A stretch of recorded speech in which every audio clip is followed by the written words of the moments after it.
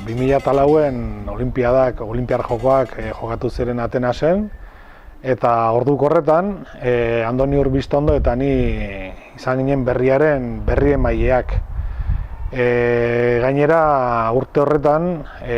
gu akreditazio hori gabe joan ginen, urte bete lehenago Guardia Zibilak itxi zuelako Euskaldunon egunkaria eta modu horretan eten zuen pixkat Euskaldunon egunkariak Atlantan eta Sydneyen egindako bidea. Hainbat euskal kirolari zeuden eta egiten genuen beraien jarraipena batik bat. Beraiekin guk ezin genuen sartu Olinpiar hirira, beraz aurretik kontaktuak egin genituen, telefonoz deitzen genien kanpotik, ateratzen ziren kanpora egia esan, alde hortatik oso horitzapen hona dut, kirolariak gurekin oso ondo portatu zirelako. Joaten ginen tokira, joaten ginelare, beti ateratzen ziren kanpoan, belako finalean domina irabazi zutenean Xabierrek eta goratzen naiz gonbidatu nindutela orduan barrura sari ematera eta han izan nintzen beraien lagunekin domina emate ekitaldian. Ditut oso horitzapen personal politiak ordukoak, han ezagutu nuen jendea ezagutu nelako, eta gero, profesionalki zer esanik ez, joatea Olinpiar Jokoetara dela mundu mailako ekitaldi bat, non elkartzen diren munduko kirolari honenak, non ezagutzen dituzu, ez dakit mundu guztiko prensa. Ez, gogoratzen dut adibidez, judoko zeuden, orduan lehiatzen ziren Uematsu anaiak, ezkerraldekoak, Bilboko ezkerraldekoak, eta egon nintzen judoko borroka batean Angoiz pasa, beraien borroka jarraitzen, eta koinziduen Japoniako kazetari batekin, eta harrek esplikatu zidan pixkat, judoaren trekin maioak, judoaren zer puntuatu behartzen, zer egiten zuen ondo, eta horrelako gauza, gero izan nuen, segitu nuen harremana izaten, orain galdu badut ere, eta pixkat horrelako gauza, beti abertzen zaituzte, eta nire kirol kazetaritzan egon nintzen urteetan, Reala Txapeldunen Ligara joan zen bidei ez gain, da dudan oroitzapenik gogokoena, eta orokorrean ebaiz, ni orduan ere oso gaztean nintzen, eta joatea din horrekin Olinpiar Joko batzutara, beti da interesgarria, eta nik uste beti izango dela hor ondo gordetan ere oroitzapen onenen artean.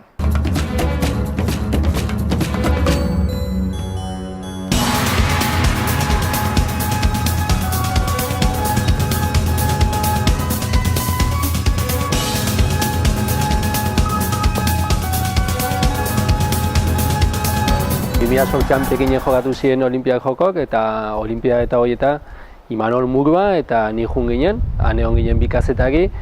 eta aurreko ekitaldin Jon Ordoinez eta Uri Bizibili bezala, guk bai ez genituen akreditazioak eduki,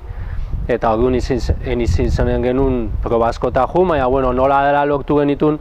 han sarrerak egosteko bai zaila zegoen, zati sarrera gehienak aurretik agortu zeuden, sarrerekin kontu asko ontzien, denak rebentarako erabiliziela, eta nola lortu genituen sarre batzuk egostea, eta bintzat lortu genituen proba batzuk ikustia. Euskal kirolarekin hitz egin nahi genuenean, bai beraien proba jokatu aurretik eta ondoren, beti agertzen ziren prest gurekin hitz egiteko, bazekiten han ginela, eta beraien gatik behintzat ez genuen inolako arazorik izan, eta beti azaldu ziren prest gurekin hitz egiteko, bai altzutenean, edo guk nahi genuenean, edo baina oso beraiekin behintzat oso ondo egon ginen. Geroan egotia esperientzia oso polita izan duzen, batetik ni behintzat nintzen behinez jun Txinara, enun ezagutzen, eta egia zen beste mundu bat, beste kultura bat, beste mundu bat, eta saltua oso handia zen. Problema bakarra izan duzen hizkuntza. Guk ez genekin txinoz, eta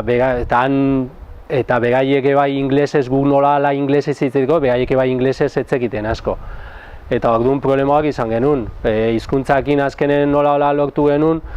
lagundu han bizitzen zen jendiakin, paper baten apuntatzea hitz klabe batzu, tasiak eskatzeko, gauzak egosteko, gauzak eskatzeko, agur, kaixo, eta horako gauzak mesedez. Eta hor, kirol aldetik eta lan aldetik, Olinpiada horietan Euskal kirolagik 5 domina irabazi zituzten, eskubaloian gizonezkotan Jon Belaustegik eta Iker Romerok irabazi zuten brontzezko domina, Leire Olaberriak bai brontzezko domina, eta gero pistan, eta gero belan Iker Martinez eta Xabi Fernandezek zilarrezko domina irabazi zuten.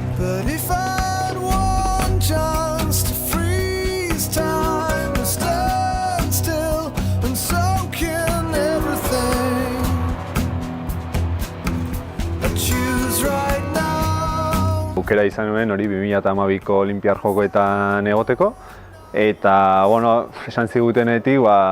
ilusio handiarekin, ez? Horrelako aukera kiroletan lan eginda, gainera akreditazioarekin joateko aukera izan nuenik, urte askoren ondoren berriak lortu zuen akreditazio bat, bi joan ginen, bat akreditazioarekin eta bestea gabe, niri tokatu zitzaidan akreditazioarekin joatea, eta hasieratik ardura pixka batekin azkenean zeralako Euskal Herriaren, ez dakit, leiho txiki bat edo, olinpiadetan dagoena, konturatzen zara antzaudela eta jendeak telebistan ikusten du eta bat eta beste, baino badukazula ardura hori, ezta? Jendea bai dagoela pendiente. Hasieratik pixka bat leku erraldoi batean sentitzen nintzen, baina ardura horrekin, Euskal Kirolarien jarraipena egitearena batez ere, eta gero konturatzerako ara iritsi, egokitzerako irekiera ekitaldia izan zen, han sartu ginen, hori bizi izatea, Euskaldun bat ere bazenan eta horrekin elkarrizketatxo bat egin, batean Usain Bolten finala ikusten ari zara. Alde batetik da, kirolarekiko daukazun irrika, lotzen duzu lanarekin, azkenean lana handia delako, 24 orduz ez daudelako, kirole jardunez inguratuta. Eta esperientzia bezala ikaragarria gogoratzen naiz hona itzuli nintzanean, bat eta beste iristen niola, fustuta nago. Izan da hainbesteko plazerra, hainbeste egun intentsitatea handiarekin. Eta gerora hasi nintzen pixka bat, horre egon naiz, eta bestean egon naiz, eta ez dakit, Eli Pinedok eta domina lortu zutenean, luztapenean,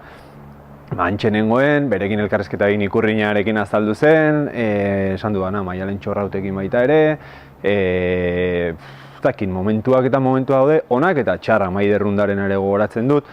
baina Sugoi Uriarteren ere gogoratzen dut, domina galdu zuen epaileen erabaki batengatik, negarrez, txikituta zegoen, eta han geunden, berari elkarrezketa egin. Orduan, dira oso momentu politak, ni estadioetan eta pistetan eta leku guztietan sartuta ibili nintzen. Eta, jende ezaguna, Wimbledon tenisean bertatik bertara bizi izan nuen Del Potro eta Federeren arteko partidua, 5 ordukoa eta zakizen batekoa izan zen. Eta hango sentsazioa isiltasun hori, telebistan ikusten ditugu gauza asko, baina bertatik bertara bizitzean, zoragarria izan zen, eta indarra eman zidan gero hemen jarraitzeko, ni txirrindularitza kontuak egiten ditut normalean, eta Wigginsen garaipena bertatik bertara ikustea, errepideko proba ere bertatik bertara jarraitzea, eta indarra eman zidan gero, Euskal Herriko itzulia ere, oraindik indarra handiagoarekin bizitzeko, eta holaxe bizi izan nuen, gutxi gara bera.